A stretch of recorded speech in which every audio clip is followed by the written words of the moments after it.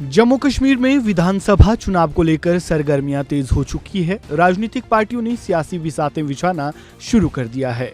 साथ ही उम्मीदवारों के नामों का ऐलान होने का सिलसिला भी जारी है। इसी कड़ी में बीजेपी ने जम्मू कश्मीर विधानसभा चुनाव के लिए उम्मीदवारों की पहली लिस्ट जारी कर दी। पार्टी ने पहली लिस्ट में 15 सीटों पर उम्मीदवारों के नामों का ऐलान किया है। इससे पहले बीजेपी ने सोमवार सुबह 44 उम्मीदवारों के नामों का ऐलान किया था, लेकिन कुछ देर बाद ही बीजेपी ने लिस्ट वापस ले ली और नए सिरे से पहली लिस्ट जारी की और पहले चरण के लिए 44 की जगह 15 उम्मीदवारों के नामों का ऐलान किया। सूत्रों के मुताबिक बीजेपी के कई वरिष्ठ नेता पहली लिस्ट जारी होने से और उसमें अपने नाम नहीं होने की वजह से नाखुश थे, जिस वजह से बीजेपी को नए सिरे से लिस्ट जारी करनी पड़ी।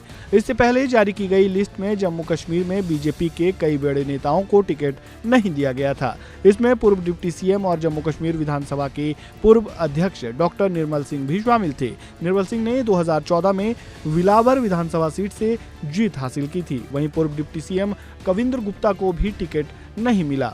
वहीं बीजेपी की पुरानी लिस्ट में केंद्रीय मंत्री जितेंद्र सिंह के भाई देवेंद्र राणा को बीजेपी ने नागोटा से उम्मीदवार बनाया था।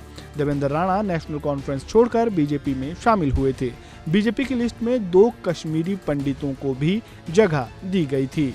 जम्मू कश्मीर विधानसभा चुनाव को लेकर रविवार को नई दिल्ली में बीजेपी की केंद्रीय चुनाव समिति की बैठक हुई थी। इस मीटिंग में पीएम नरेंद्र मोदी, गृह मंत्री अमित शाह और बीजेपी राष्ट्रीय अध्यक्ष जेपी नड्डा समेत कई वरिष्ठ नेता शामिल हुए थे। इस मीटिंग में चुनावी रणनीति मुद्दों, उम्मीदवारों के नाम और राज्य में पीएम मोदी की संभावित रैलियों पर चर्चा हुई। इस मीटिंग के बाद अटकलें लगाई जा रही थी कि बीजेपी सोमवार सुबह तक उम्मीदवारों के नामों का ऐलान कर देगी और ऐसा हुआ भी। जम्मू कश्मीर विधानसभा चुनाव में बीजेपी मुख्य रूप से जम्मू क्षेत्र पर फोकस करते हुए नजर आ रही है।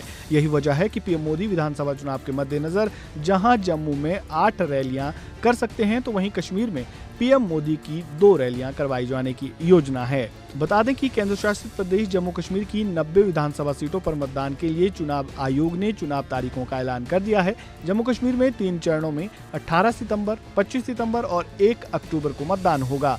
विधानसभा चुनाव के नतीजे 4 अक्टूबर को आएंगे। पहले फेज में 24 सीटों पर, दूसरे फेज में 26 सीटों पर और तीसरे फेज में 40 सीटों पर मतदान होना है।